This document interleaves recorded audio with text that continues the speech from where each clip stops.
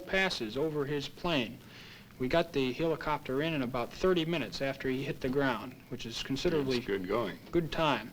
Well, the next day, it so happens, the pilot that I had been flying with the day before, named Kelly, was shot down in just about the same area. Some North Korean got a little lucky, I guess, with his burp gun, and Kelly was knocked down. The Marines on their carrier just off the coast, hearing that Kelly had been knocked down, they could tell it was Kelly because of his call sign, see, over the radio, scrambled 2 complete flights of fighters just to keep him safe and keep him out of the hands of the North Koreans until we could get a copter in and pull him out. Well, that sounds like pretty good teamwork over there, Bill.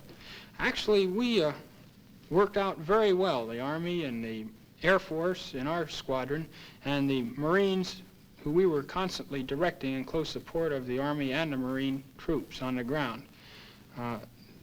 We get along pretty well with the Marines, even though we horse back and forth. It reminds me of one incident. The cavalry, you know, broke out of the old Pusan perimeter in September of 1950. Right. And they were pretty well beat by the time they got up to the Incheon area, and they were sacked out along the road. And the Marines drove by. They just landed and still hadn't gotten into the fight, I guess, and uniforms still nicely pressed. And one of them leaned out of one of the trucks and yelled over, "Hey, cavalry, where's your horses?" And the staff sergeant looked up at him and said, "We ate them waiting for you guys to get here." And I thought I'd die when I heard that story. No, actually, they're a pretty good bunch of guys, and we've worked very well with them. Actually, one regiment of Marines was attached to the cavalry division for a certain phase of the operations in Korea, and they're a wonderful bunch of guys. Well, Bill, you've certainly proved to us that the services work together in Korea. And it took teamwork to take ground in Korea, just like it took teamwork to take Hill 584. North of Incheon, 24th Division Artillery prepares to open fire on Hill 584, where UN forces are attempting to dislodge a stubborn enemy force.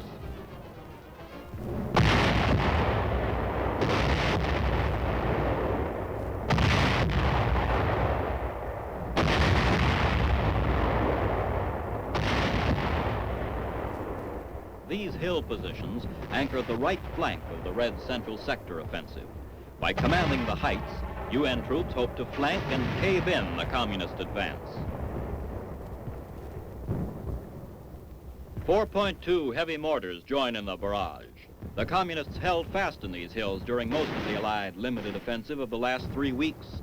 Now, with the launching of the Reds' counteroffensive down the Central Mountains, the communists cling tenaciously to this strong hill salient, which guards the right flank of their drive toward Wonju.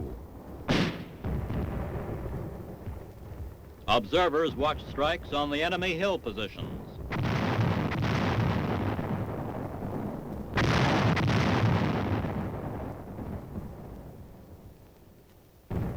Under cover of the barrage, the men push up the steep terrain towards the objective. Protected by the thick and tangled underbrush, the Reds laid down a volume of small arms fire that causes the troops to slow down in their advance. During the last 10 days, key points in this hill area have repeatedly changed hands, with Allied gains being held down to a few thousand yards. The troops keep watch for snipers, plotting the course to be followed when the assault is resumed.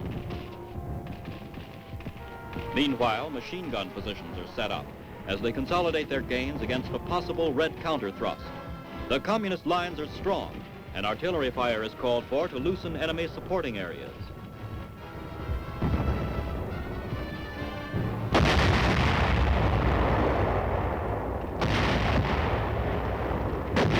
In spite of the initial bombardment, the Reds hold firm in their emplaced positions, dominating the heights.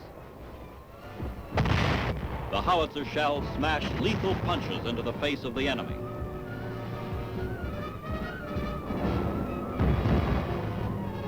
The steep grade slows the advance. Attacking in battalion strength, the troops move up as fast as possible to avoid Red sniper fire. Red forces have relied heavily on surprise night attacks, attempting to regain positions taken from them during the day by UN units. The communist tactics of infiltration and sudden mass charges fit well with the dense foliage.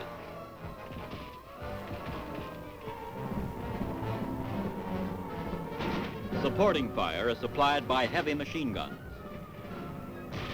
The attack gets underway. The new assault carries forward to one section of the hill's crest where UN troops are able to bring fire directly on the main enemy positions in close, rugged fighting.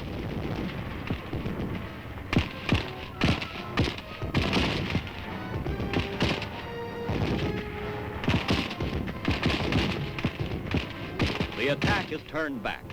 However, at week's end, an all-out drive crushes these positions, collapsing the right flank of the Reds' offensive. By the 18th of February, UN forces seize the initiative again as Operation Killer forges northward in the wake of the ill-fated Red breakthrough attempt. Those were the events that comprised the big picture from January 20th to February 20th, 1951. Our thanks to Lieutenant Bill Travis for being with us.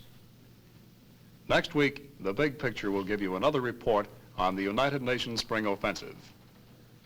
You'll see our troops push on despite the mud and rain. You'll see the 24th and 25th Divisions approaching the 38th parallel. And you'll again hear from two combat veterans, two Army soldiers who saw, as it happened, a part of the big picture. This is Captain Carl Zimmerman, inviting you to be with us then.